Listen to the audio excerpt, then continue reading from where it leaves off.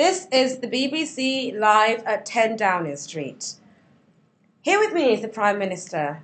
We're about to discuss the latest fractured relation between the British Broadcasting Corporation and the British government. Mr. Prime Minister. Good evening. I want to ask you about the recent cuts to the BBC funding. Is this as a result to BBC's lack of reporting on what you consider UK matter? Is this as a result to BBC's interest in the wider world? Is this a retaliation as opposed to an issue of a deficit within our current accounts? No, let me be very clear. There's no question of retaliation here. The UK government has been disappointed recently in the manner in which the BBC has been effective in reporting and gathering information on the UK government's positions. Now, the BBC has rightly garnered a very strong reputation as being the world's leader in effective news gathering and dissemination. And it is a shame that government personnel, such as myself, have been involved in some quite serious policy decisions recently, and we feel that the BBC has not taken enough of an interest in finding out what these policies are and disseminating them to the public.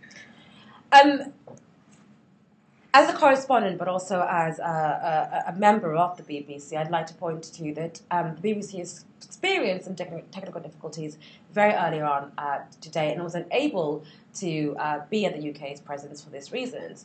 And the BBC felt as though the UK used this absence and this lack of understanding in further, fracturing the relations within its press. And also, some have argued that perhaps this relations has somehow turned to be quite authoritarian on your part. What do you have to answer? It's not at all authoritarian, and let me be very clear that it's in the UK's interest, it's in the government's interest and the people's interest to see a revitalised and active BBC that effectively disseminates information and policy to the people. This is why that the cuts that we made to the BBC budget were provisional, they were temporary, and we hope very much... But were they used as a threat? Not a threat, no. It would have been a threat if we threatened cuts and didn't make them. We actually made the cuts as an indication that we were very serious about having an impartial and effective BBC. Please let me finish. Right. What we will do, and what is officially written in our government memos, is that we are happy to renew funding should the BBC get itself back up to the standards that we're all used to seeing. That will entail working not with, but in closer contact with the government, so that they are in a position to report government policy to the British people. I found it quite interesting that the British government takes such a strong stance on BBC's what you described to be wayward ways, to be rather verbose at times here.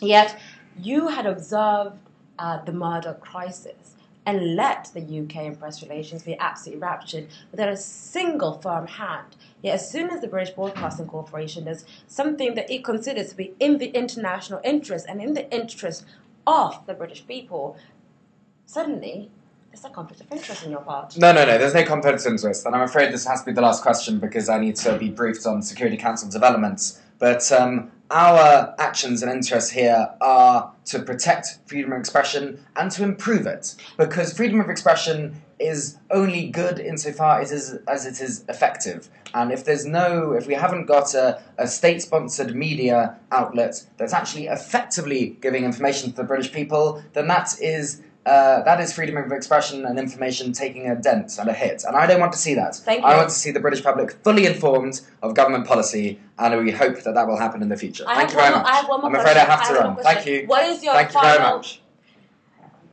Where the British government actually stands is still up for question. BBC, though, is committed to reporting world-class news. Zamal Ali from number 10 Downing Street, London.